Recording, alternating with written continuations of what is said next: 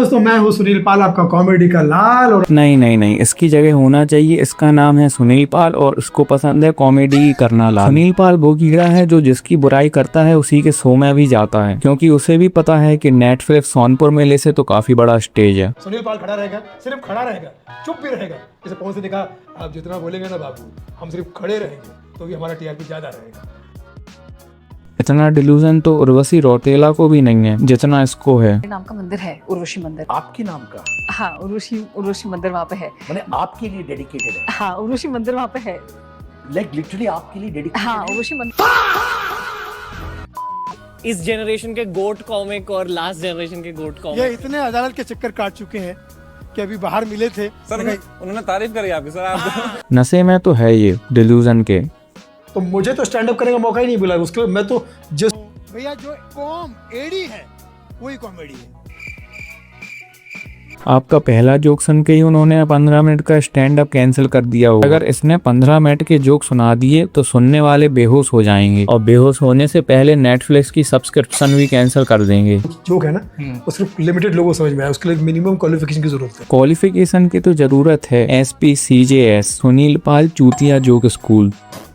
Qualification की उनको नहीं, आपको जरूरत है चाचा। एक तरफा माहौल हो गया। एक तरफा माहौल तो हो ही जाएगा ना, क्योंकि उन्हें अच्छे जोक मानने आते हैं। हो सकता कम हंसी भी मैं मानने को तैयार हूँ। कम हंसी, अगर आपके जोक पर कोई हंसने लगा तो उसे नॉर्मल नहीं मेंटल कहा जाएगा, क्योंकि इसके जोक से तो अच्छे उर्वशी रौतेला के पॉडकास्ट होते हैं। कम से कम वो स्क्रिप्ट के हिसाब से तो चलती हैं। उसके छोटे से जोक पे ज्यादा हंसना है। उसका छोटा सा जोक अच्छा तो है कम से कम। अच्छा को पेमेंट दे दो तो खाली हवा पे हंसेगी वो, ठीक है। हवा पेमेंट अगर आपको भी दो तो आप भी समय के साथ ऐड बना लेते हो, वो भी गाली देते हुए।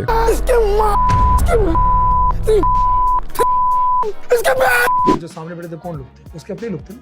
कौन लोग? अब इतनी ऑडियंस अपने शो पर नहीं देखी है ना, इसलिए इतना कंफ्यूज हो रहा है। क्योंकि सोनपुर मेले में तो सिर्फ 2-3 लोग आते हैं, तो 2-3 हजार लोग देखकर तो इसकी जलेगी ना। अब भैया मानसिक रोगी हूँ मैं, समाज में बुराई रोकना अगर मानसिक रोग है तो मैं हूँ। चलो एक्सेप्ट तो किया कि ये मानसिक रोगी है। नहीं, मैं कह रहा हूँ कि यहाँ पर भी सभ्य भाषा में करो ना। आपको सोनपुर मेला में तो आप छोड़ ही दीजिए, आपको वहाँ तो पहुँच ही नहीं पाएंगे कभी जीवन में। सोनपुर मेला, अबे उसने US में जाके 50,000 शो के टिकट बेच दिए और ये बात करता है सोनपुर मेले की। इतने टिकट बेचने में 100 साल लग जाएंगे आपको।